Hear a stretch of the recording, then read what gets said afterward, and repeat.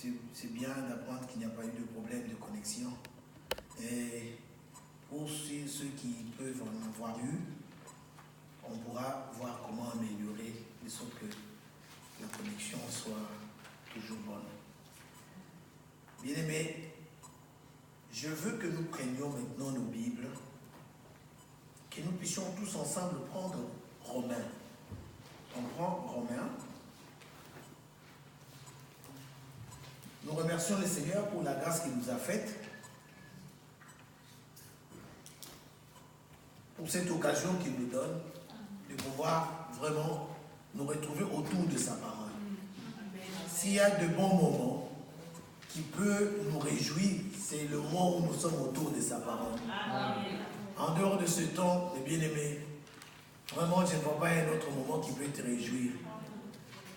Quand l'heure là arrive, où il faut que nous nous retrouvions pour pouvoir être autour de la parole, nos cœurs brûlent, nos cœurs chauffent, nous souhaitons que ça vienne vite. Parce que vraiment, il est doux et agréable pour les faire de demeurer ensemble. C'est là que le Seigneur répand sa bénédiction. C'est là qu'il répand sa vie et sa bénédiction. Alors, nous allons prendre Romains. Les bonnes choses ont été dites ici. Et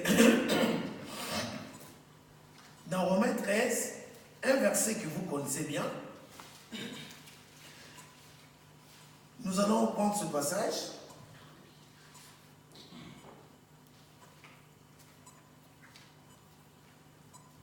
Il est dit, cela importe, d'autant plus que vous savez en quel temps nous sommes.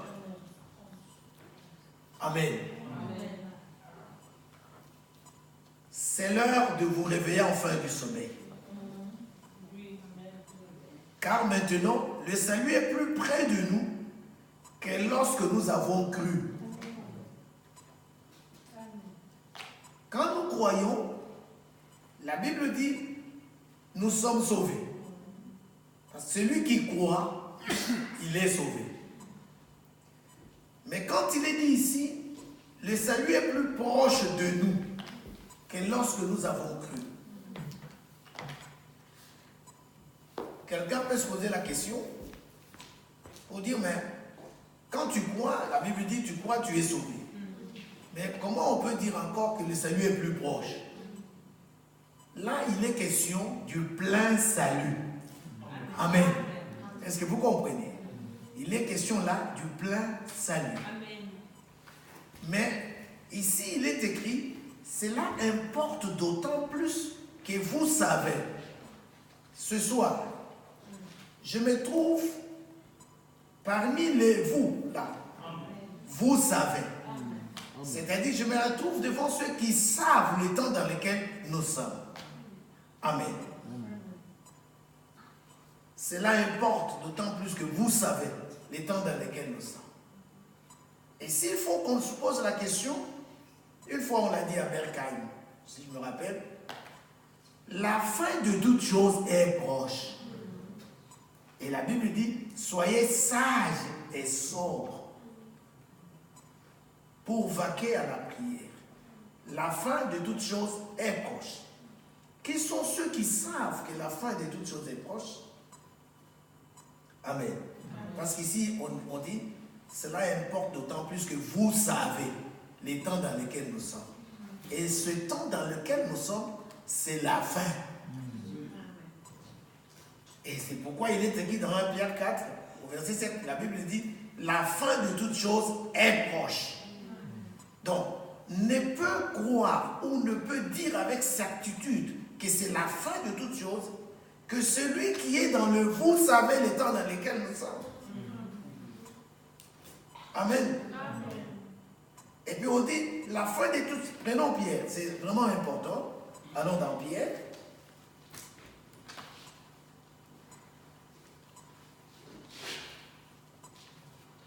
Là il est dit 1 Pierre 4, 7, la fin de toute chose est proche. Soyez donc sages. Voilà, je m'arrête par là. On dit la fin de toute chose est proche. Soyez donc sages. Bien-aimés, puisque nous savons le temps dans lequel nous sommes. Ce savoir-là nous amène à comprendre que c'est la fin. Mais comme c'est la fin, il nous est recommandé d'être sages dans un temps comme celui-ci. C'est pourquoi on dit la fin de toutes choses est proche. Soyez donc sages. Et ce temps dans lequel nous sommes, comme l'a dit notre frère Franck, donc l'autre fois, il a fait référence, et le frère Dani vient encore de vous mentionner cela, de Matthieu 25. Amen. Et dans Matthieu 25, il est parlé de deux catégories de vierges. On parle de vierges sages et on parle de vierges folles. Cela veut dire que pendant ce temps de la fin, ils évoluent ensemble. Il y a les sages et il y a les folles. Si on te dit, tu es folle, tu vas te fâcher. Si on te demande, parmi les deux catégories, tu te retrouves dans quelle catégorie? Bien sûr, tu diras que tu es parmi les sages. Je n'ai jamais entendu personne dire qu'il est parmi les folles. Même si tu demandes les charismatiques, même si tu demandes les dénominationnels, vous êtes dans quelle catégorie? Chacun se met dans la catégorie des sages. C'est ce que j'ai toujours entendu. Bien aimé, écoutez. Quand on considère ce qui s'est passé avec les deux catégories de ces vierges, nous constatons que les deux catégories ont tous la connaissance ou ont tous l'information que l'époux doit venir. Vous êtes d'accord? Vous comprenez? Ils ont l'information que l'époux doit venir. Ils le savent, que l'époux doit venir. Une chose, c'est d'être informé que l'époux vient. Avoir cette connaissance-là, c'est une chose. Mais une autre, c'est que, est-ce que tu es prêt quand il vient? Est-ce que tu es prêt? C'est ça encore une autre chose. L'information au jour d'aujourd'hui, les dénominationnels en ont. Ils savent que Jésus va venir. Avant, il n'y avait pas cette information-là. Mais maintenant, ils ont tous l'information. Mais le problème, c'est que, est-ce qu'ils sont prêts? Voilà ce que le frère disait à Krefeld. Le problème, c'est que d'être trouvé prêt. Est-ce que vous comprenez? Alors, mais maintenant, regardez. Parce que nous avons dit que la fin de toutes choses est proche, il faut être donc sage. Amen. Quand je lis Ecclésiaste 2, le verset 13b, Ecclésiaste chapitre 2. Ecclésiaste, c'est après le proverbe. Alors, quand on prend le chapitre 2, le verset 13, la dernière, donc le verset 13, la Bible dit ceci. Et j'ai vu que la sagesse a de l'avantage sur la folie. Amen. Comme la lumière en a de l'avantage sur les ténèbres. Bien aimé, quand on prend les ténèbres et la lumière, ça ne cohabite pas. Quelle que soit la grandeur ou quel que soit le volume des ténèbres, il suffit seulement qu'une petite lumière vienne. La lumière a de l'avantage sur les ténèbres. Vous allez voir que les ténèbres vont disparaître. Amen. Vous êtes là? Amen. Alors écoutez. Alors c'est de la même façon aussi que la sagesse a de l'avantage sur la folie. Mais n'oubliez pas, on cite les vierges sages et les vierges folles. Les folles, comme le dit le mot, sont dans la folie. Amen. Or, la sagesse a de l'avantage sur la folie. C'est que ceux qui sont sages, ils sont avantageux par rapport à ceux qui sont folles. Mais la question, qu'est-ce qui les rend sages? Amen. Qu'est-ce qui les rend sages par rapport à d'autres qui sont folles? Autrefois, quand Dieu parlait à Moïse, il lui donnait la loi. Un passage que vous connaissez quand on va dans Deutéronome 4. Deutéronome chapitre 4. Le verset 5. Deutéronome 4.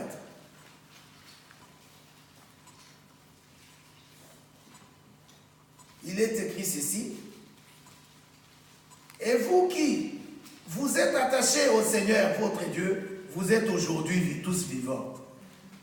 Voici, je vous ai enseigné des lois et des ordonnances comme le Seigneur mon Dieu me l'a commandé. Ça, c'est Moïse qui parle. Amen. De la part de Dieu au peuple. Comme le Seigneur mon Dieu me l'a commandé. Afin que vous les mettiez en pratique dans le pays dont vous allez prendre possession. Vous les observerez et vous les mettrez en pratique car ce sera la vôtre sagesse. Ah, amen. Donc, les commandements que le Seigneur avait donnés à son peuple, Moïse confirme cela au peuple, il leur dit que ce sont ces commandements qui seront votre sagesse et votre intelligence aux yeux des peuples qui entendront parler de toutes ces lois et qui diront « Cette grande nation est un peuple absolument sage et intelligent. » Amen. Amen. Vous voyez cela?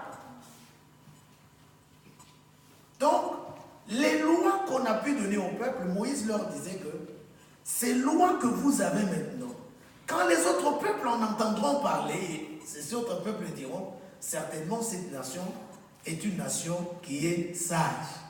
Amen. Amen. Et d'où vient cette sagesse? Donc, des commandements que le Seigneur leur a donnés. Et quand je me rappelle de Moïse, c'est que Moïse, je voulais dire ce que Paul a dit à Timothée. Il lui dit dans 2 Timothée chapitre 3 verset 15, 2 Timothée 3, 15. 2 Timothée 3, 15. Il lui dit, dès ton enfance, tu connais les saintes lettres qui peuvent te rendre sage à salut par la foi en Jésus-Christ.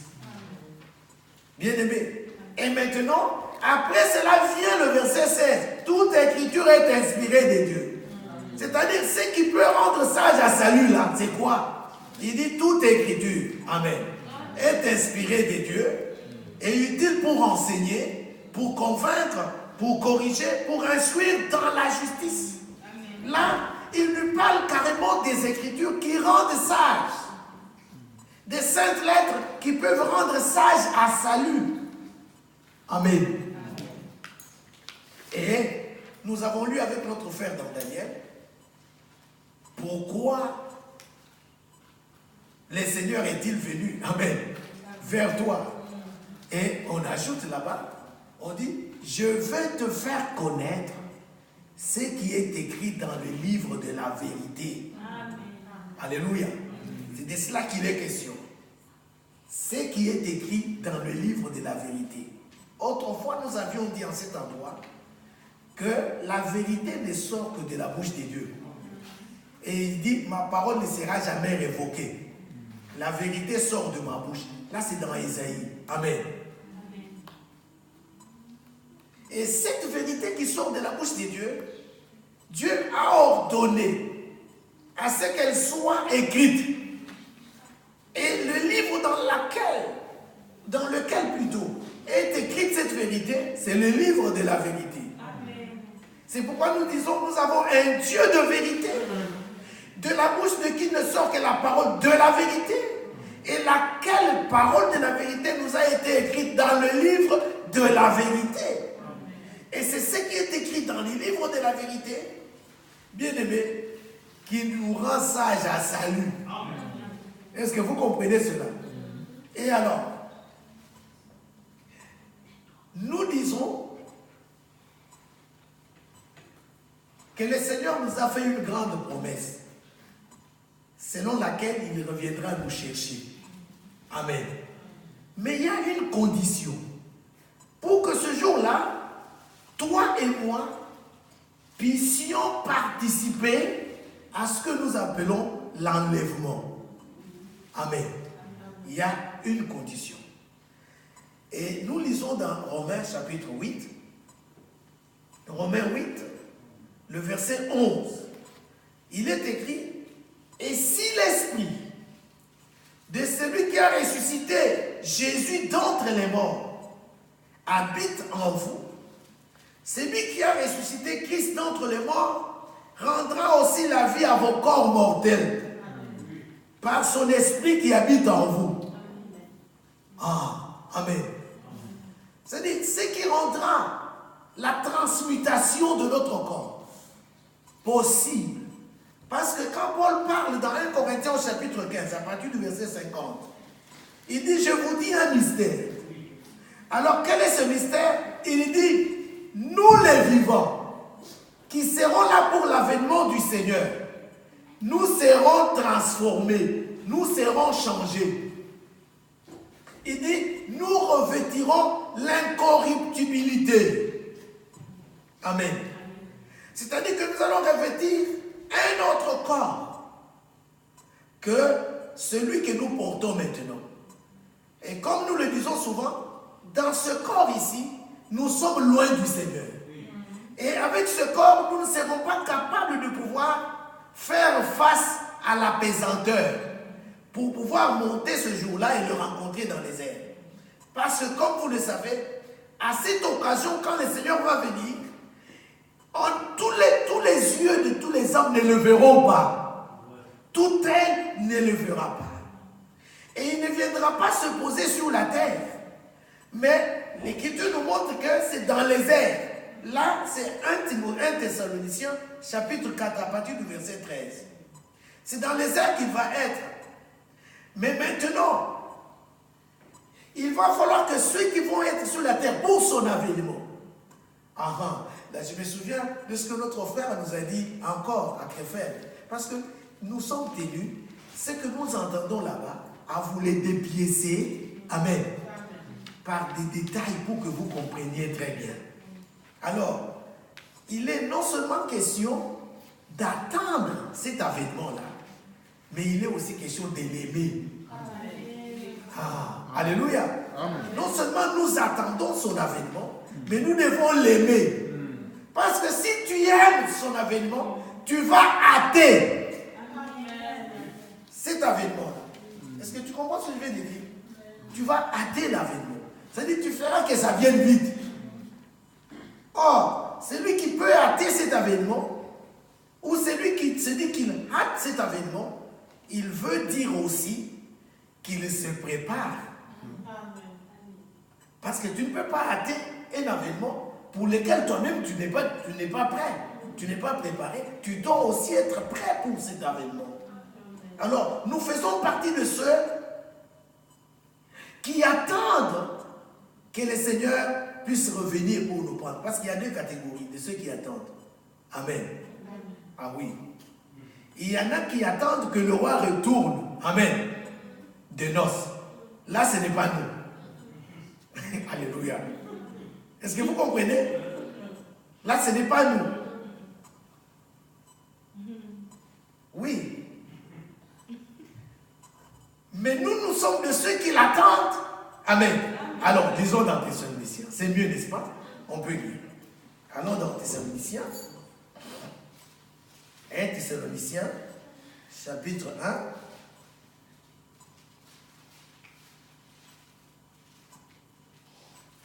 Le verset 10. On peut commencer à partir même du verset 9. Car on raconte à notre sujet quel accès nous avons eu auprès de vous et comment vous vous êtes convertis à Dieu en abandonnant les idoles pour servir le Dieu vivant et vrai. Ça, tu l'as fait, je crois. Et la Bible dit au verset 10, et pour attendre. Amen. Écoutez bien, on dit, et pour attendre des cieux son Fils, qu'il a ressuscité des morts, Jésus, qui nous délivre de la colère à venir. Amen. Amen. Donc, nous nous sommes convertis. Amen. Nous avons abandonné les idoles. c'est pour servir le Dieu vivant et vrai. Il n'y a que ce seul-là qui est le vivant et le vrai. Si nous nous sommes convertis, c'est pour le servir, lui, le vrai et le vivant. Et pour aussi quoi? Attendre des cieux. Nous, on attend des cieux. Son Fils, qu'il a ressuscité des morts. Les jours qu'il montait,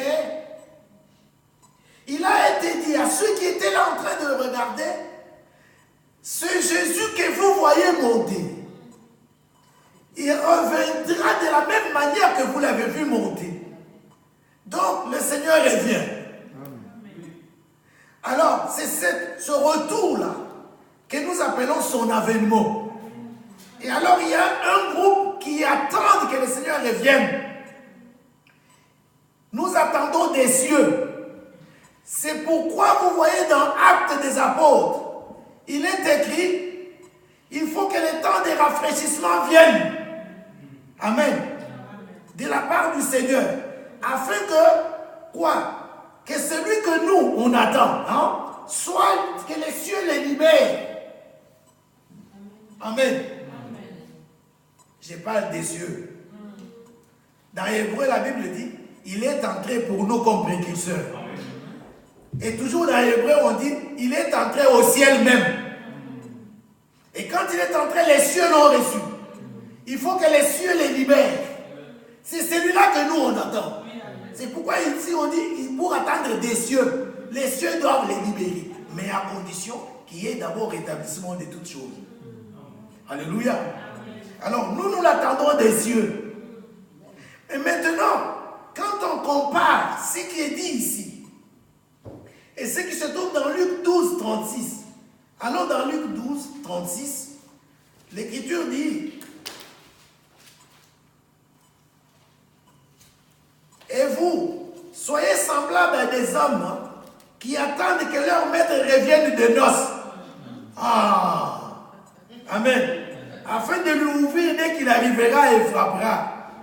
Ça, c'est pas nous. Amen. Ceux-ci attendent qu'ils viennent des noces. Ah, est-ce que c'est clair? Oh, nous, c'est nous qui allons fêter les noces avec lui. Nous, on attend des cieux pour qu'il vienne nous prendre. Afin que nous allions fêter les noces avec lui. Vous attendez bien les noces. On parle de noces quand? Mais c'est quand l'épouse et l'époux, le jour qu'ils se rencontrent. Amen. Là, en fait, le fait du mariage, le jour où l'époux et l'épouse doivent être ensemble, ce sont les noces. Et alors, qui sont ceux qui l'attendent des cieux pour aller fêter les noces? C'est l'épouse. Amen. Or, de l'église sortira l'épouse. Ça, n'oublie pas. De l'église sortira l'épouse. Et l'épouse qui sortira de l'église, c'est l'épouse parole. Amen, amen. L'épouse parole. Alors, cette catégorie dont il est parlé dans Luc, est attendre que le Seigneur revienne des noces. Alors, ce n'est pas nous. Mais nous l'attendons des cieux. Amen. Nous, on l'attend des cieux. Et non seulement nous l'attendons, mais nous aimons son avènement. Vous comprenez, mes bien-aimés? Nous aimons son avènement. Quand nous prenons encore Philippiens, donc on peut prendre Hébreux chapitre 10, 37. Hébreux 10, 37. Il est dit ceci. Encore un peu de temps, celui qui doit venir viendra. Qui est celui qui doit venir? C'est celui-là qui est monté. Alléluia. C'est celui-là qui va venir. Celui qui doit venir viendra et il ne tardera pas. Pour nous, nous disons il ne tardera pas. Mais pour les moqueurs, ils disent, mais depuis qu'il a dit qu'il vient, où est la promesse de son avènement? Mais nous ne sommes pas de ceux-là qui disent ça. Pour nous, nous savons qu'il ne tardera pas. Et la Bible dit, et mon juste vivra par la foi. Donc, celui qui doit venir, c'est le Seigneur qui est monté et qui a fait la promesse de revenir pour nous chercher. Dans Philippiens, chapitre 3, le verset 20, il est dit, mais nous sommes citoyens des cieux. On apporte encore la précision de ceux qui attendent là. Qui sont-ils? Ce sont les citoyens des cieux. C'est-à-dire qu'ils sont de là, de la cité céleste.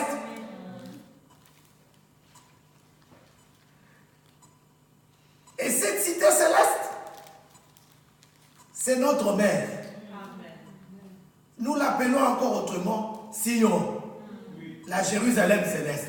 C'est notre mère. Alors, nous sommes nés là-bas, dans Sion.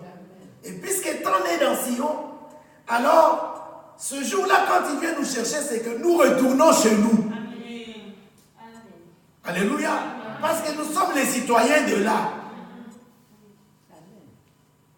La Bible dit, mais nous sommes citoyens des cieux, d'où nous attendons aussi comme sauveur le Seigneur Jésus-Christ.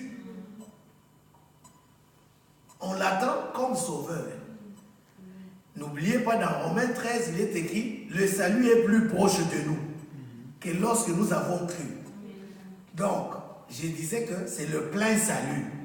Donc, le jour-là, quand il vient pour nous chercher, c'est ça le plein salut. Alléluia. Si peut-être tu oublies, je te rappelle, mon bien-aimé, l'enlèvement est pour nous une délivrance. Alléluia. L'enlèvement, c'est une délivrance. C'est pourquoi vous entendez, la Bible dit que nous ne sommes pas destinés à l'acquisition de la colère, pour posséder la colère, mais l'acquisition du salut. Alors, qu'est-ce qui va se passer? Après notre départ, le jour de la colère vient. Et nous n'allons pas vivre ces jours-là. Vous ne trouvez pas? Que le fait que l'on soit pris avant, que ces jours-là n'arrivent, c'est pour nous la délivrance. C'est une délivrance parce que nous n'allons pas vivre ce qui va arriver. C'est pourquoi il a été écrit, réjouissez-vous cieux, et vous qui habitez le ciel. Et puis on s'adresse à la terre, on dit malheur à la terre. Pourquoi? Parce que le diable est descendu vers vous avec une forte colère. Vous voyez? Ceux qui vont rester, ils connaîtront la grande tribulation. Ceux qui vont rester, il y aura le jour de la colère qui va commencer. Vous voyez cela? Est-ce que tu acceptes de vivre ça? Non. Alors, mais nous sommes de ceux qui l'attendent des cieux. Et quand il vient, c'est pour qu'il nous délivre de la colère à venir. Cette colère-là qui va venir, nous en serons délivrés. C'est-à-dire qu'il nous enlève pour qu'on ne vive pas cela. C'est fut le cas d'Enoch que l'on prend avant que le déluge ne tombe. Vous voyez cela? Et donc on le prend et le déluge vient après. Nous aussi, il nous prendra pour que nous ne vivions pas la colère qui va venir. Ça c'est l'avantage. Car ou quand les sages. Amen. Parce que ce sont eux qui iront à la rencontre du Seigneur. Amen. Ce sont eux qui vont aller à la rencontre du Seigneur ce jour-là dans les airs. Mais écoutez une chose. Quand on prend Hébreu, on va lire Hébreu chapitre 9. Le verset 28 nous dit, de même, Christ qui s'est offert une seule fois pour porter les péchés de beaucoup d'hommes, apparaîtra sans péché une seconde fois à qui? À ceux dont on détermine le groupe, lequel il va apparaître. Il ne viendra pas à cette occasion pour tout le monde. Mon bien-aimé, est-ce que tu comprends? À cette occasion, quand il vient, il ne vient pas pour tous. On donne maintenant la précision de ceux pour qui il vient. On dit, il apparaîtra sans péché une seconde fois à ceux qui l'attendent pour leur salut. Alléluia. Alors écoute, il vient la seconde fois. Ça, c'est une venue. Mais cette venue, c'est ce que nous appelons son retour. Alléluia. Alors, il vient sans péché. Alors qu'à la première venue, lui qui n'avait point commis de péché, il avait été rendu péché à cause de nous. Il avait porté sur lui toutes nos fautes. Oh, bien-aimé. Il nous a aimés. Alléluia. Mais quand on l'a enseveli, il a porté au loin nos péchés. Et il est ressuscité pour notre justification. De même qu'on prenait le bouc d'Azazel, amen, qui devait porter le péché, mais on le chassait loin. C'était l'ombre des choses à venir. Il emportait au loin les péchés du peuple. Alors, le Seigneur est venu, la première fois, il a pris ta place et ma place. Il était devenu notre substitut. Il s'est chargé de nos iniquités.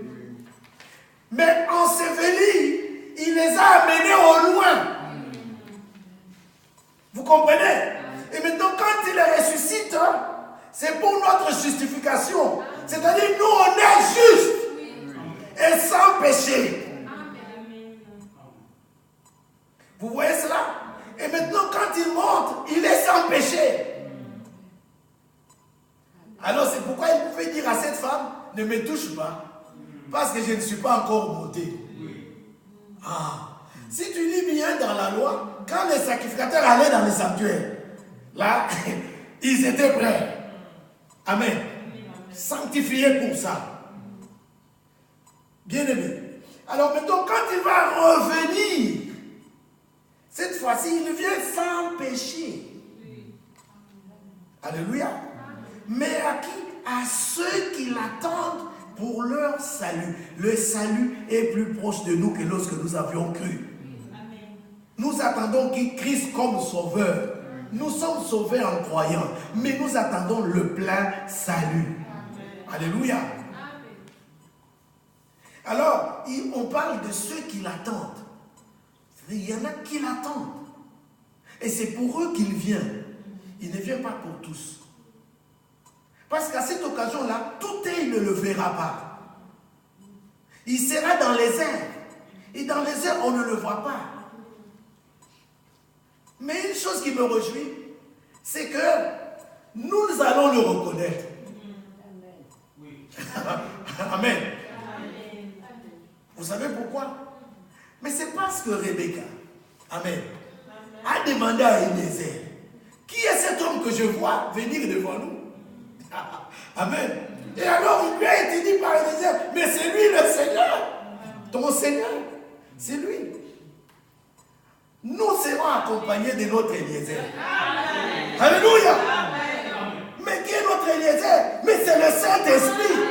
Voilà pourquoi il nous le faut. Amen. C'est lui qui nous accompagnera. Et alors quand lui viendra dans les airs, mais c'est lui qui nous accompagne, nous fera savoir que c'est lui. Amen. Nous le reconnaîtrons. Nous l'aimons maintenant sans le voir. Nous ne le voyons pas encore. Avec nos yeux, nous ne l'avons pas vu. Les gens ont fait des photos. Mais quand tu compares ces photos qui sont dans les maisons des gens, ces photos ne se ressemblent même pas. Et pendant le temps où il était sur la terre, ce n'était pas l'âge de la photographie.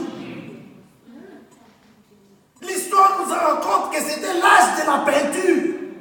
Amen. Il n'y avait pas la photographie. Qui l'avait photographié? L'Église catholique dit aux gens qu'il y avait une femme qui s'appelait Marie-Madeleine. Quand Jésus était en train de transpirer pendant qu'il faisait la route, cette femme est allée l'essuyer avec son foulard et la photo de Jésus est restée sur son foulard. J'ai parcouru la Bible entière. Je n'ai jamais trouvé ce verset-là. Amen. Nous y arriverons. Amen. Est-ce que vous comprenez cela? Je n'ai jamais trouvé ce verset. Qui l'avait photographié? Amen. photographier. N'oubliez pas, celui dont nous parlons là, Paul dit, mes enfants pour qui j'éprouve les douleurs d'enfantement, jusqu'à ce que Christ soit formé. Est-ce que vous comprenez? C'est-à-dire qu'il va être formé. Amen. Quand je dis ça souvent, je me rappelle de Jacob. Avec son, je peux appeler aventure ou quoi, des brebis chez Laban. Amen. Vous avez déjà vu ça? Il fait les planches d'amandier et de platane, il fait les rayés, les marquetés, il les met dans l'eau. Et maintenant, quand les brebis vont pouvoir, qui sont voilà, qui sont en gestation, quand maintenant ces brebis vont pouvoir aller maintenant boire de l'eau, écoutez le phénomène qui se passe. Ça veut dire qu'il suffit que les yeux de cette brebis-là regardent les planches qui étaient dans l'eau là, avec des marques. Maintenant, il se fait comme une photographie, hein, comme une photocopie. C'est-à-dire que les marques là entrent au travers de ces yeux-là et ça va aller sur l'enfant qui se trouve dans son ventre. Maintenant, quand la brebis mettra bas, les enfants ont des marques, ont des taches comme c'était fait sur les planches. Ça, c'est quel phénomène? Et qui lui a appris des choses comme ça? Mais bien aimé. Mais, quand j'ai lu l'écriture, la Bible dit que nous qui contemplons la gloire du Seigneur, comme dans un miroir. Est-ce que vous connaissez le miroir? Mais c'est le miroir de la parole. C'est-à-dire quand nous contemplons, maintenant là, vous êtes en train de contempler dans le miroir de la parole. Et la Bible dit, nous sommes transformés en la même image. Parce que quand tu contemples ici, de la Genèse à l'Apocalypse, tu dois le voir dans chaque verset. Donc c'est lui qui est là partout, comme un fil rouge qui va de la Genèse jusqu'à l'Apocalypse, comme un filigrane qui traverse le billet d'argent. Amen. Est-ce que vous comprenez? Alors, quand tu lis, c'est lui que tu dois trouver partout, parce qu'il est celui dont la loi et les prophètes ont parlé. Vous voyez cela, mes bien-aimés? Et nous plongeons maintenant le regard dans la loi parfaite. Et nous sommes transformés en la même image. Et qu'est-ce qui rend cela possible? C'est l'Esprit de Dieu qui nous transforme en la même image. Et alors, là, il se fera qu'il est formé en nous. Amen. Il est formé en nous. Et quand il est formé en nous, il va se faire que, ce jour-là, quand il vient, tel il est, tel nous serons. C'est-à-dire, nous lui serons semblables. Est-ce que vous avez compris? Toi, tu dis, tel il est, tel tu es. L'autre dit, tel il est, tel je suis. Alors maintenant, nous tous nous dirons comment? Nous serons alors le Fils mâle. Alléluia! Est-ce que vous avez compris cela? Nous serons alors le Fils mâle. Voilà pourquoi on a utilisé le singulier. C'est-à-dire que nous serons comme lui. Amen. C'est pourquoi on utilise ce terme-là au singulier, alors qu'il s'agit des élus de Dieu. Tous étant parvenus à la stature parfaite. Vous voyez cela, mes bien-aimés? Alors, donc, ceux qui l'attendent, dont on parle ici, qui attendent son avènement, sont ceux-là qui sont destinés à ça.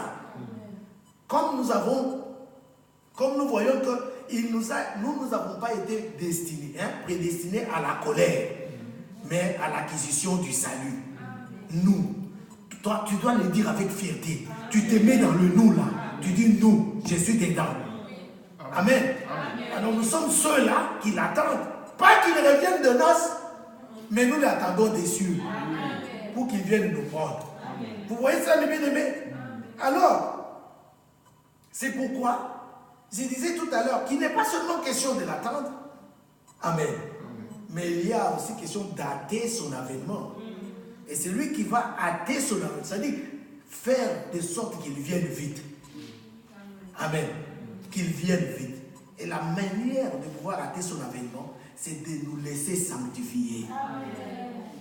Alléluia. Amen. Je me souviens d'une sœur, lorsque nous étions à Bonne-Sainte-Troupe, il y a une sœur qui venait écouter la parole. Et cette sœur-là disait, j'ai peur souvent de venir chez vous. Vous savez pourquoi? Parce que vous parlez des choses qui font peur. Je lui ai demandé, mais quelles sont ces choses-là qui font peur? Il dit, mais quand vous dites toujours que le Seigneur Jésus vient, il va nous prendre. Moi, je vois comme si ça va se faire dans 2 minutes. J'ai dit, mais bien sûr. Quand nous disons là, nous disons que ça se fera bientôt. Ça peut être dans 1 minute ou dans 2 minutes. Il dit, non, non, non, en tout cas, moi, ça me fait peur. J'ai dit, je comprends. Pourquoi ça te fait peur? As-tu déjà vu une fiancée qui attend le fiancé des années? Maintenant, on lui dit que le fiancé va venir. Et puis, elle a peur. Dites-moi un peu. Elle va avoir peur. Elle ne peut pas avoir peur. Mais quels sont les sentiments qui vont l'animer? Mais c'est les sentiments de la joie. C'est-à-dire qu'elle veut même qu'il vienne vite.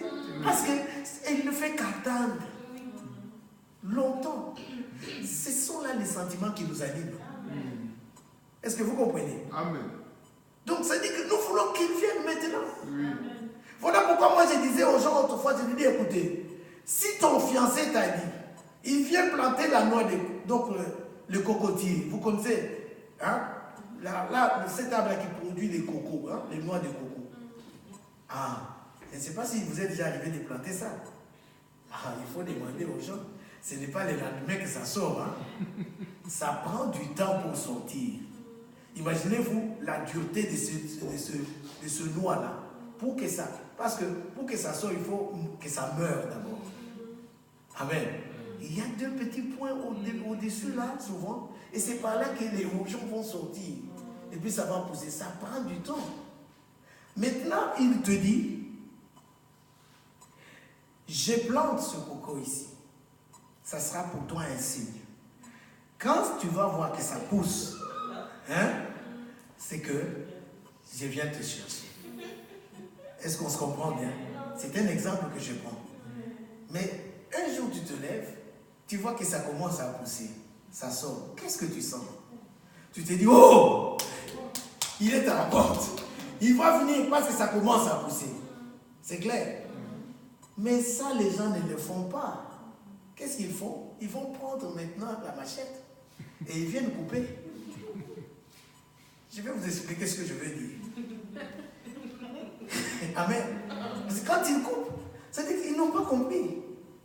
Il nous a donné les signes qui sont avant-coureurs. Amen.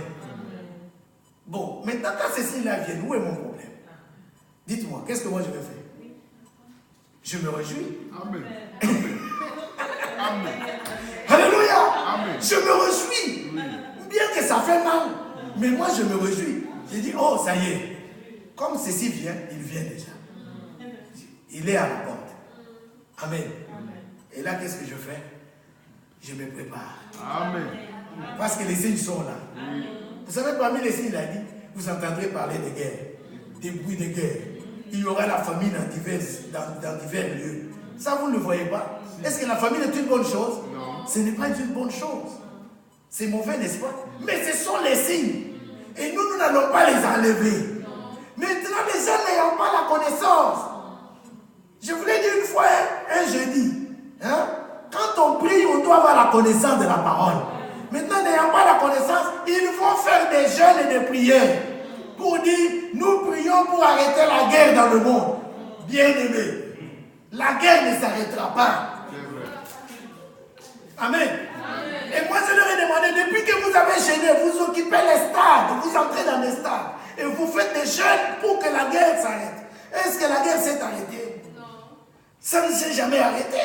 C'est pour dire qu'ils n'ont pas compris. Mais nous qui avons la connaissance, c'est pour nous un signe. Et là, nous sommes pressés déjà. Nous disons, voilà les signes sont là, il vient, il est à la porte. Et nous, on s'apprête. N'oubliez pas, il vient, amen, à ceux-là qui l'attendent. Amen. Et nous sommes de ceux qui l'attendent. Amen.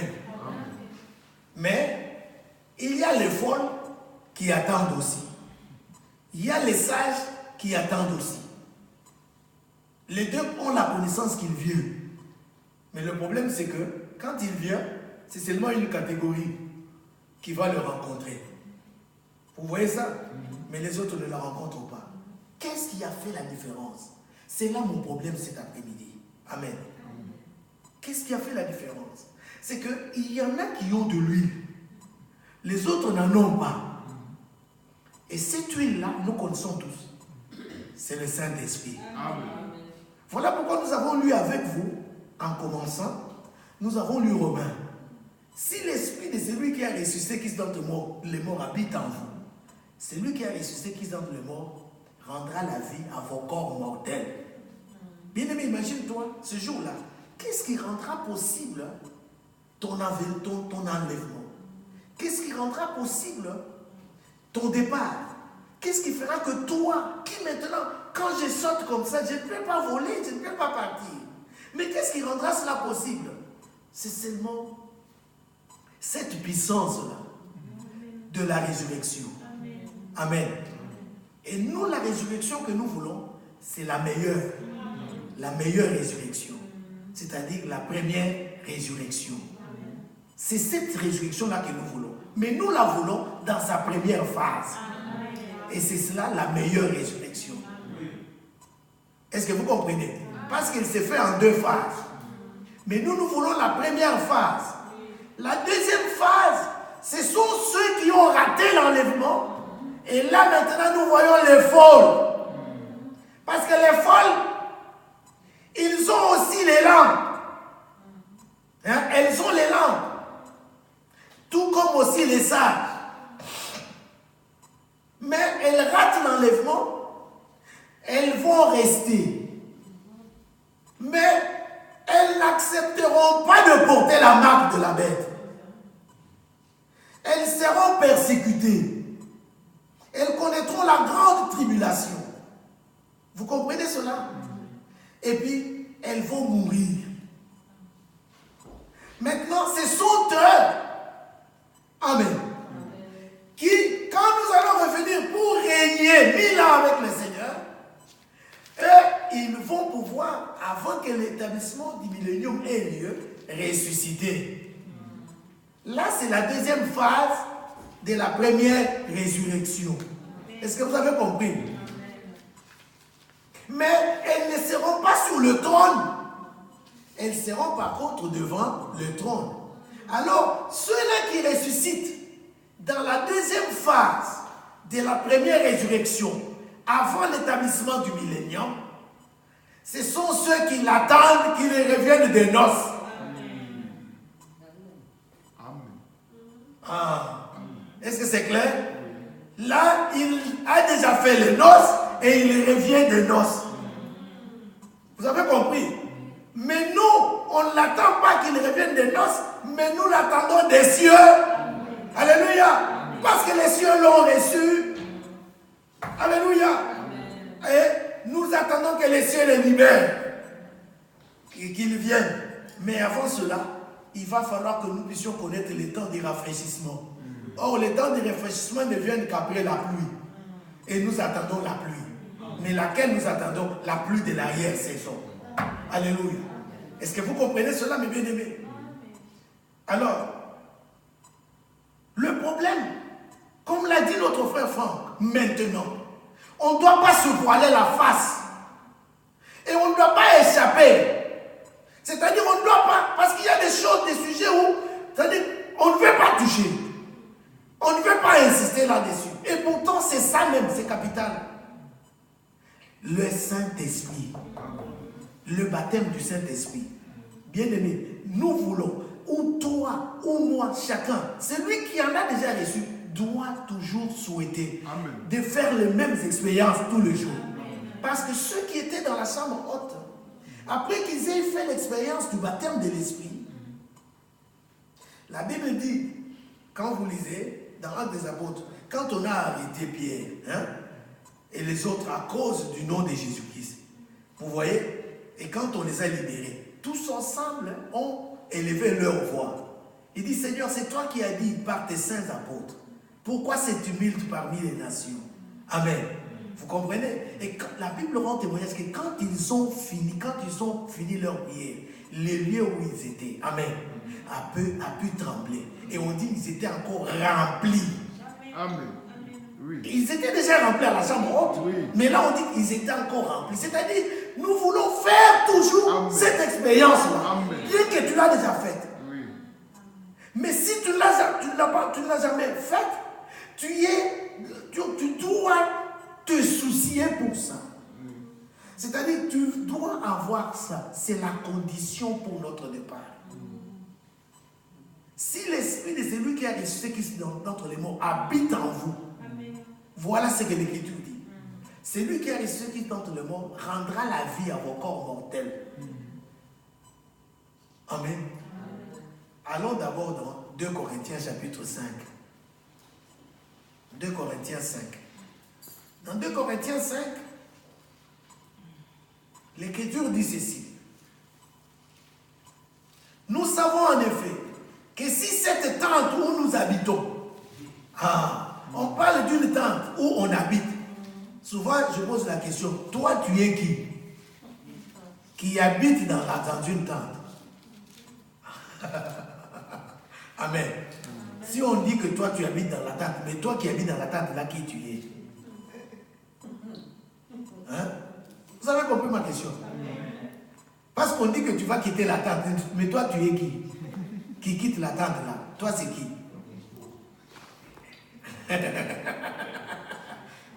Amen. Est-ce que vous avez compris ça? Voilà. Alors nous continuons. On dit, nous savons en effet que si cette tente où nous habitons, donc chacun de nous habite une tente sur la terre, est détruite, donc cette tente sera détruite. Nous avons dans le ciel un édifice qui est l'ouvrage de Dieu, une demeure éternelle qui n'a pas été faite de main d'homme. Aussi gémissons-nous dans cette tente, désirant revêtir notre domicile céleste. Amen. Amen. Amen. Mais c'est une chose difficile. Nous demandons, mais Paul, qu'est-ce que tu veux dire? Amen. Il continue. Il dit, si du moins, maintenant il apporte encore une condition. C'est-à-dire que cela ne peut être possible. Le revêtement de ce domicile céleste-là ne peut être possible que si du moins nous sommes trouvés vêtus et non pas nus. Oh, la Odyssée. Ah, il est parlé de la Odyssée. Et qu'est-ce qu'on dit de la Odyssée? On dit qu'il est pauvre, malheureux et nu. C'est lui qui est nu, mais c'est lui aussi qui se glorifie. Que je suis riche, je n'ai besoin de rien. Alors qu'il ne sait pas qu'il est nu. Amen. Pourvu que l'on soit trouvé habillé, pas nu. Alors, allons dans le jardin d'Éden. Là, nous trouvons Adam. Nous trouvons Ève. La Bible dit que tous étaient nus, mais ils n'en avaient point honte. Ça, vraiment, c'est sérieux. Adam, lui, ne savait pas qu'il est nu. Mais une fois, Adam, quand il va manger avec Ève, il mange le fruit qui leur avait été défendu de ne pas manger, il se fera que ils vont se retrouver maintenant nus. Mais je me suis toujours posé la question. Vraiment, je remercie le Seigneur, vous savez. Parce qu'autrefois, quand nous étions encore dans l'autre camp, à Babylone, je me souviens, j'ai lisé là-bas. Si je peux bien, parce que ça fait des années, beaucoup d'années, je ne peux plus retrouver mes notes. J'avais écrit sur un bout de papier la question que Dieu avait posée à Adam. Qui t'a appris que tu es nu? J'avais noté ça sur un bout de papier. Je me suis posé toute cette question-là tous les jours. Je me dis, mais pourquoi il dit, qui t'a appris que tu es nu? Donc, c'est-à-dire que pour qu'Adam sache qu'il était nu, il fallait qu'on lui apprenne. Mais, écoutez, il ajoute, as-tu mangé? Vous comprenez cette logique-là dans la pensée de Dieu. Qui t'a appris que tu es nu? Et puis il dit, as-tu mangé le fruit? Donc pour qu'il sache qu'il était nu, il fallait qu'il ait mangé le fruit. Quand il mange le fruit, alors il va savoir qu'il est nu. J'ai dit, Seigneur, merci. Amen. Si Dieu n'avait pas envoyé le messager de l'heure, comment est-ce que je pouvais savoir ce que j'étais passé dans le jardin d'Éden? Bien, comment pouvais-je le savoir? Alors maintenant, regardez. Quand ils ont mangé le fruit, il se retrouve nu. Et on se pose la question jusqu'à ce jour, quel est ce fruit-là que tu vas acheter dans le supermarché? Tu manges directement les habits des femmes. Tu deviens nu. Je connais seulement au village. Quand je suis allé au village, on m'a parlé d'un fruit auquel on ne montre pas les dents. Oui, oui. Ils disent, quand tu es en train de cueillir ce fruit-là, il ne faut pas lui montrer les dents. Quand tu montres les dents, le fruit-là va pourrir. Ça, c'était du n'importe quoi. Vous comprenez? Je vous dis, je n'ai jamais vu ce fruit-là ici. Amen. Oui. Même quand je suis dans la capitale, je ne vois pas ce fruit-là. C'est seulement au village que je le voyais. Il est tellement doux, je ne l'ai jamais vu. Alors maintenant, j'ai posé la question à mes tantes. Mais pourquoi on dit qu'on ne montre pas les dents à ce fruit-là? Ils disent non, parce que quand tu vas lui montrer les dents, le fruit va pourrir. Et curieusement, nous avions constaté que quand toutefois qu'on cueille ce fruit-là, si tu en as cueilli 5, 4 sont pourris. Il y a un qui est bon. Mais pourquoi c'est ça? On dit parce que vous leur avez montré les dents. Non. Je n'ai cessé d'embêter mon père pour lui demander, mais dis-moi seulement la vérité. Il dit, non, on disait ça aux enfants. Il dit, ce n'est pas la vérité. Je dis, ah, merci. Et là, j'ai compris. Vous voyez? Mais maintenant, en lisant la Bible, je me pose la question, quel est ce fruit-là? Quand tu manges, tu reviens nu. Adam le connaît. Amen. Il a mangé. Et quand il a mangé, ils se sont retrouvés nus. Mais écoutez, quand ils se retrouvent nus, ils vont se débrouiller pour cacher leur nudité. Voilà ce que nous ne voulons pas. Amen. Ils vont maintenant faire quoi? Leurs propres habits. Or, tout habillement d'homme est un vêtement souillé. Est-ce que vous avez compris? Toute justice de l'homme est comme un vêtement souillé. On a bien dit, la justice de l'homme est comme un vêtement souillé. Cela veut dire que c'est seulement la justice de Dieu qui n'est pas un vêtement souillé. Cela aussi veut dire la justice est un vêtement. Amen. Amen. Amen. Tu as compris? Quand on dit que toute justice de l'homme est un vêtement souillé, cela veut dire quoi? La justice est un vêtement. Mais quand elle est de l'homme, c'est un vêtement souillé. Mais quand elle est de Dieu, c'est un vêtement mais qui n'est pas souillé. Là, c'est la justice réelle qui vient de Dieu. C'est ça, n'est-ce pas? Alors, Adam, lui, cherche ses propres habits. Et quand il cherche ses habits-là maintenant, c'est sa propre justice. Amen. Mais c'est souillé. Ça ne peut pas tenir. Je me suis demandé, mais quand le soleil devait sortir, qu'est-ce qui pouvait advenir à ces feuilles de figues là? Avez-vous déjà remarqué quand les feuilles d'arbres sont secs, pendant la saison sèche, quand c'est desséché par le soleil, quand tu marches dessus, ça fait quoi? Ça devient de la poussière, ça se casse même. Mais quand Adam avait fait ça comme habit, mais quand le soleil devait sortir, ça devait devenir comment? De la poussière. Alors il devrait donc être un bon tailleur chaque jour. Amen.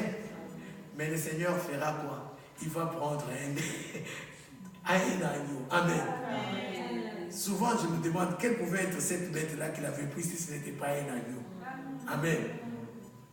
Qu'il va pouvoir tuer. Le sang coule. Mais il prendra aussi la peau. Il va leur faire le vêtement.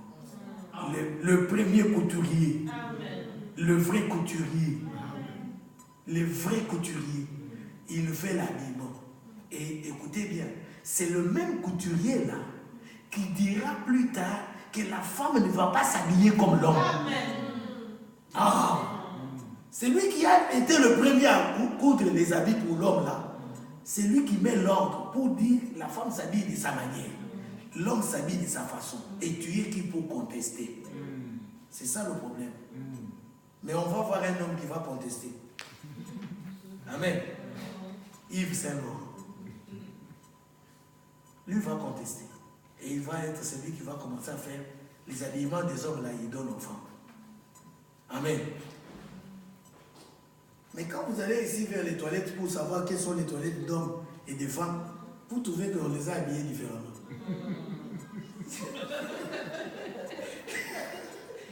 Amen. Avez-vous déjà vu ça? Oui. Ils sont habillés différemment, n'est-ce pas? Mais la manière qu'on le voit là, ce n'est pas la manière qu'ils s'habillent physiquement.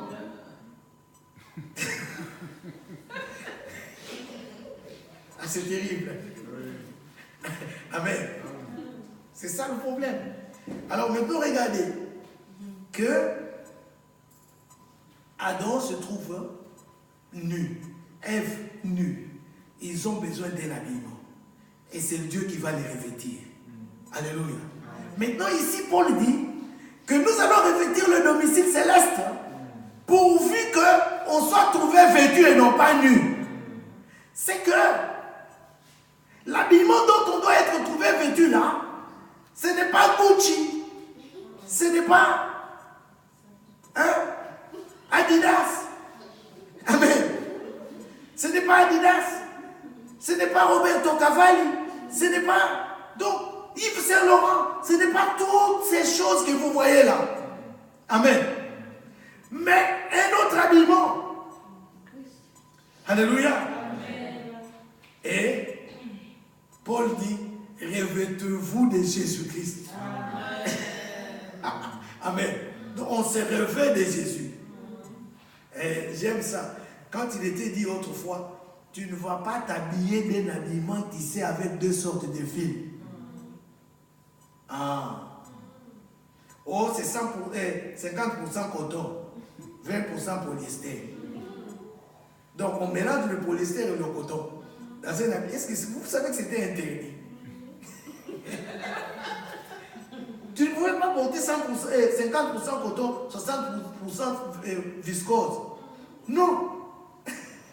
Amen. Mais ça, c'était dans le physique. Mais s'il faut le comprendre maintenant sur le plan spirituel, l'habit dont tu vas te revêtir là ne doit pas être tissé de deux fils. Ah. Oh, tu dois te revêtir de qui? Mais de Jésus-Christ. Mais qui est Jésus? Mais la parole fait chair. Alors, pas de sorte. Oh, ça va se casser. Alléluia. Est-ce que vous comprenez ça? Pas deux sortes de filles. Il y en a qui en ont deux sortes. Donc, c'est-à-dire 20% coton, 30% viscose. C'est-à-dire un peu ici, un peu là-bas. Ça, c'est le mélange. Et le mélange, il tue. Mais quand il vient, il faut qu'on soit vêtu. Alléluia. Et quand on est vêtu, c'est alors qu'on va pouvoir donc recouvrir notre domicile céleste. Nous étions arrivés au verset 3. Si du moins nous sommes trouvés vêtus et non pas nus. Maintenant il continue, car tandis que nous sommes dans cette tente, nous sommes dans 2 Corinthiens 5, verset 4. Car tandis que nous sommes dans cette tente, nous gémissons, accablés parce que nous voulons non pas nous dépouiller, mais nous revêtir, afin que ce qui est mortel soit englouti par la vie. Oui, nous voulons recouvrir, donc, c'est-à-dire revêtir quoi? L'immortalité. Amen. Alléluia. Et la Bible dit, et celui qui nous a formés pour cela, c'est Dieu. Qui nous a donné les arts de l'esprit. Oui, j'aime ça. Les arts de l'esprit. Ça, c'est quoi? C'est comme, regardez, quand les espions sont allés, d'abord, premièrement, dans le pays, vous savez ce qu'ils ont ramené? Ils ont ramené l'échantillon du produit du pays. Ce sont les arts. Amen. C'est comme l'avant-goût. Amen.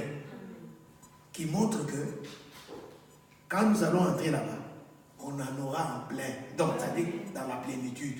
Est-ce que vous avez compris? Maintenant, là, on a besoin de ça. C'est un gage. Quand tu l'as, c'est une garantie. C'est comme quand tu as acheté de l'eau. On te dit l'eau coûte 19 cents. Mais la bouteille qui contient l'eau là est 25 cents.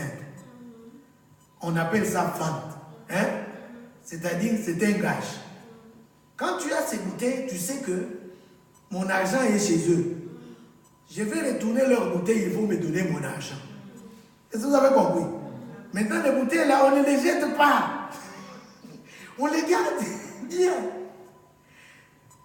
Si tu as mis ça au balcon et que quelqu'un a vu, il vient voler, tu regrettes. Tu te dis, on m'a volé tout tes sens. Mais bien aimé, parce que c'est ton argent. Est-ce que vous voyez ça?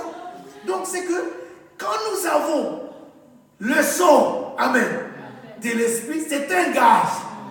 Et la Bible dit, c'est jusqu'au jour de la rédemption. Est-ce que vous avez compris cela? C'est-à-dire quand tu l'as, tu le gardes, tu te dis non. Je sais qu'il va venir. Amen. Je sais qu'il va venir.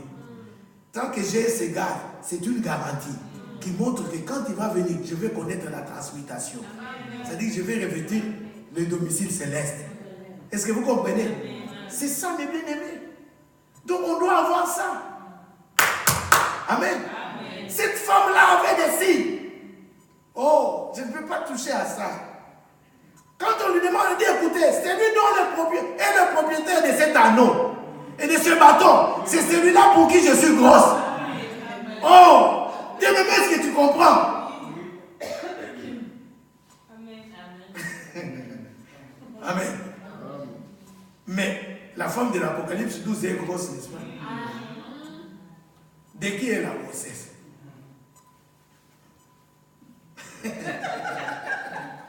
Alléluia. C'est merveilleux ça. Alléluia. Alors bien aimé, quand la fiancée a l'anneau, mais elle est rassurée. Elle est rassurée que l'époux vient. Bon, fermons la parenthèse. On en parlera. Mais nous parlons ici dans 2 Corinthiens 5. Et puis il est dit, et celui qui nous a formés pour cela, c'est Dieu qui nous a donné les arts de l'esprit. Maintenant, verset 6, nous sommes donc toujours pleins de confiance. Et nous savons qu'en demeurant dans ce corps, nous demeurons loin du Seigneur. Car nous marchons par la foi et non par la vue. Nous l'aimons sans l'avoir vu, mes bien-aimés. Mais avec quels yeux on le voit? C'est les yeux du cœur. Les yeux de la foi. Amen. Oh, si pour d'autres, quand il est venu la première fois, il n'avait ni éclat ni beauté.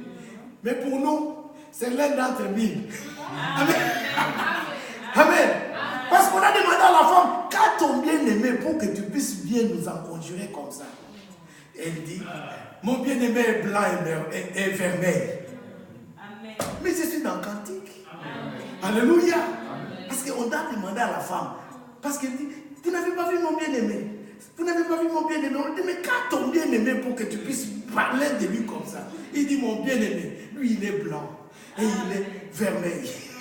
Ça j'aime. On n'a pas de temps. Amen. Sinon on allait entrer là-bas et dire.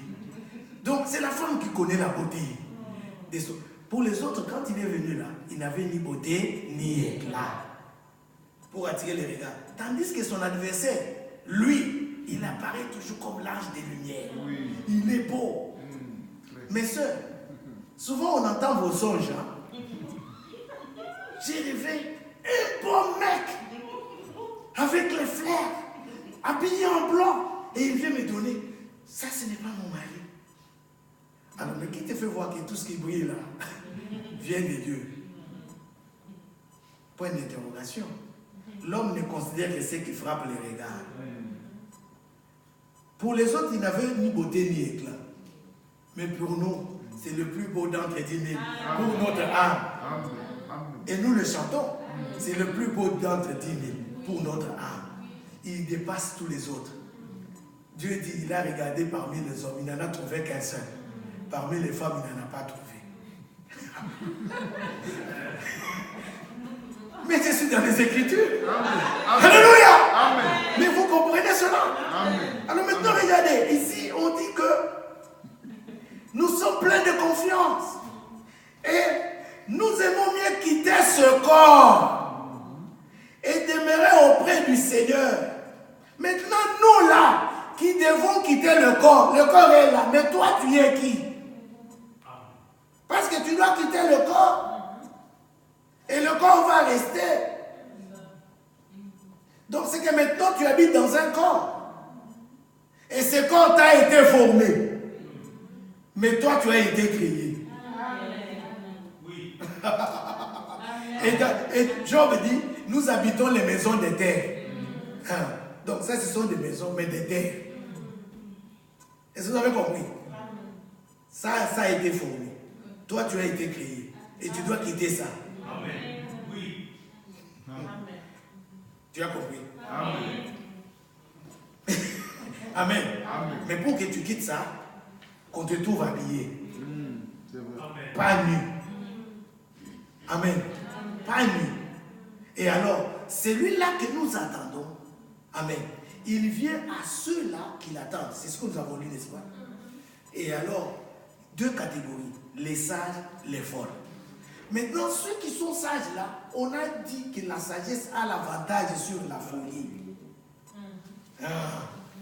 Et on a dit à Timothée que dès ton enfance, tu connais les saintes lettres qui peuvent te rendre sage à salut. Toute écriture est inspirée, utile pour enseigner. Amen. Donc, ce sont les écritures qui nous donnent la sagesse. Amen. Amen.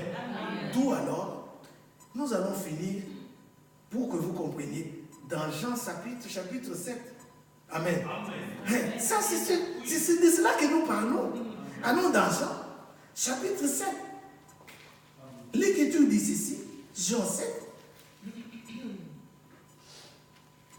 La Bible dit, au verset 38, c'est lui qui croit en moi. J'aime bien lire comme c'est écrit en allemand.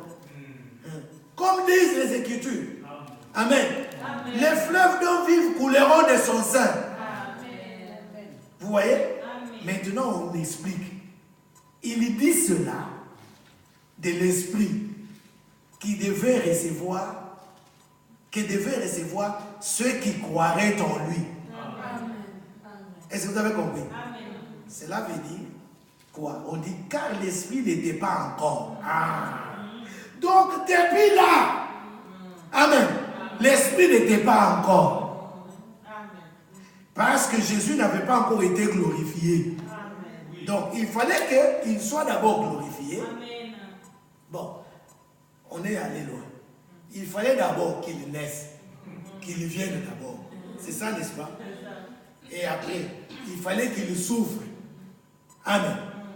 Et qu'il soit glorifié. Et après être glorifié, maintenant l'Esprit devait venir. Cela revient à dire que jusque-là, l'Esprit n'était qu'une promesse. Amen. Et il fallait que cette promesse-là s'accomplisse. Est-ce que c'est clair? Amen. Voilà la chose. Et quand nous parlons de l'Église, l'Église a commencé quand? C'est le jour de la Pentecôte. Vous avez compris? J'ouvre une parenthèse que j'y referme vite. Donc, quand on parle de Déborah, on parle de Hulda, de tous ces gens-là, elles étaient prophétesses dans quelle église? Vous avez compris? Amen. De quelle église? Non. Là, il était question d'un peuple. Amen. Maintenant, écoutez bien. Le peuple d'Israël. C'est clair?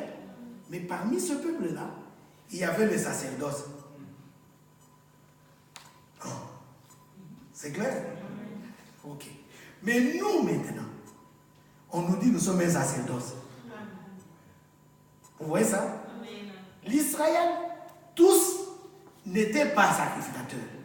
Mais il y avait un sacerdoce. Maintenant, nous, du Nouveau Testament, tous, nous sommes les sacerdoces. Vous voyez que c'est différent, n'est-ce pas? Bon. Maintenant, les prophétesses ou les prophètes qui étaient là, il faut d'abord que les gens connaissent quel a été leur travail pendant ce temps-là. Parce qu'aujourd'hui, ils disent, les femmes doivent aussi prêcher, les femmes doivent être aussi prophétesses, dans le sens d'avoir les ministères prophétiques.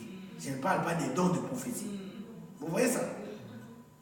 Or, quand nous parlons des ministères, c'est lui qui donne les ministères là. Il l'a donné à son église. Amen. Laquelle a commencé le jour de la Pentecôte. Amen. Mais depuis qu'il a commencé à la Pentecôte, aucune femme n'a prêché. Amen.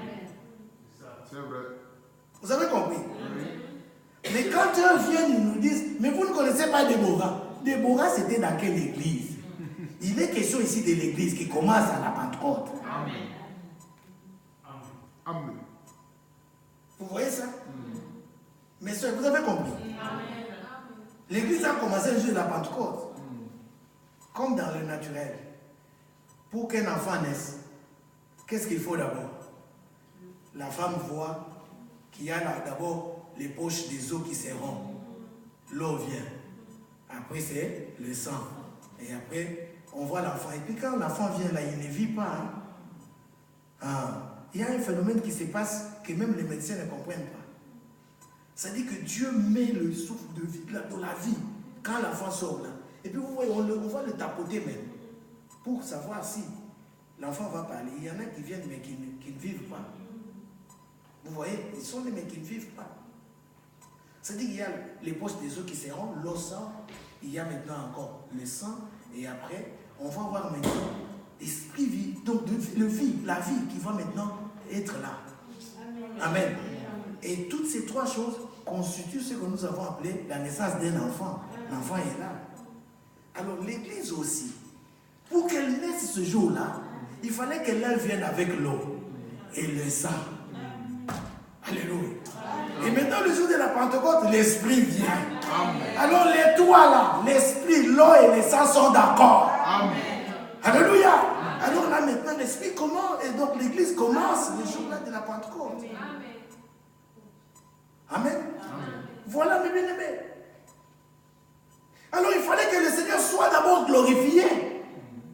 Pour que le Saint-Esprit descende ce jour-là, il fallait qu'il soit d'abord glorifié. Tant qu'il n'était pas encore glorifié, l'Esprit n'était pas encore descendu, l'Esprit ne pouvait pas descendre.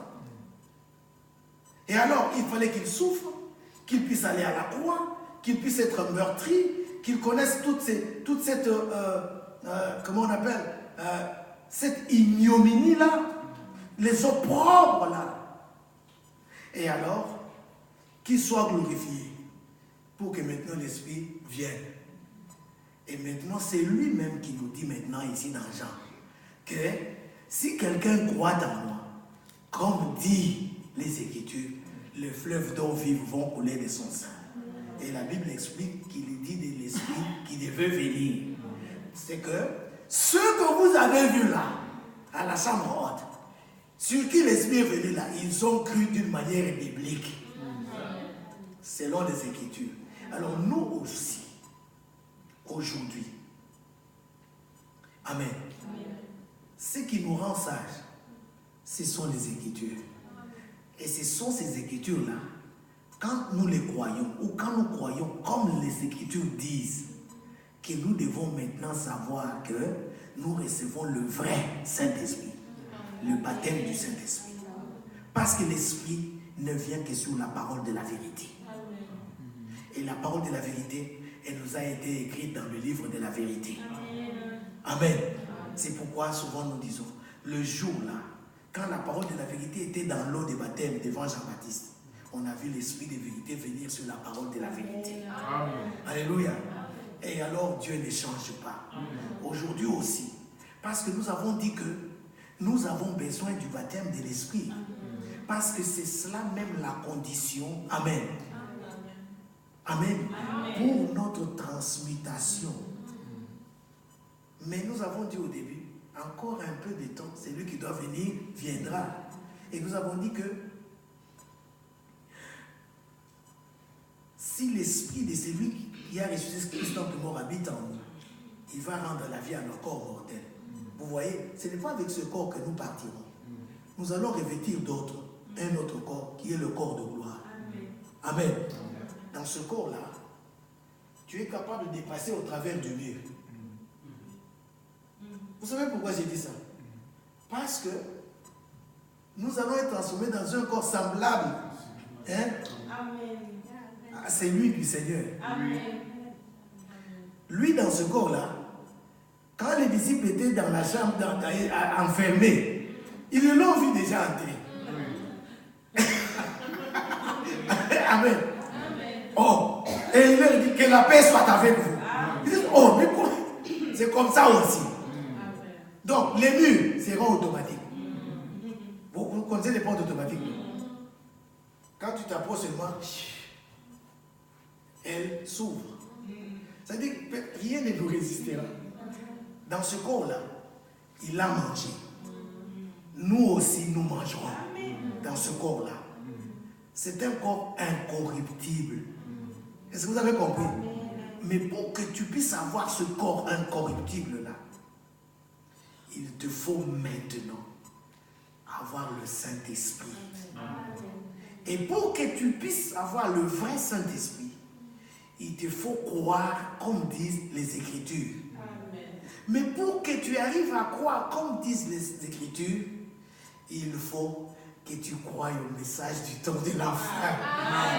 Alléluia. Parce que ce message-là te dit de retourner aux Écritures. Est-ce qu'on se comprend bien? Nous ne sommes pas de fous quand nous disons que nous croyons au message. Vous voyez notre problème. Nous ne sommes pas fanatiques. Nous ne suivons pas les hommes.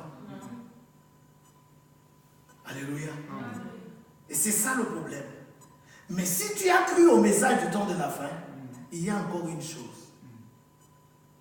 Si cela te manque, c'est vraiment dommage pour toi. Tu sais quoi? On appelle la Babylone que c'est la grande. Ce n'est pas la petite. La grande. Babylone s'agrandit. On a reçu l'appel de sortir. C'est clair? On est sorti. Mais quand on sort là, il y en a qui ne sont pas allés loin. Qui sont restés un peu à côté. Et quand la Babylone maintenant s'est agrandie, Babylone les a rejoints, les a engloutis. Et pour eux, qu'est-ce qui se passe? Ils retournent dans les jurons de leur mère. Amen. Eux qui avaient prétendu là être sortis. Vous voyez ça? Oui. Il leur a manqué aussi quelque chose. Il fallait écouter les serviteurs fidèles. Amen. Amen. Pourquoi? Parce que lui, amen,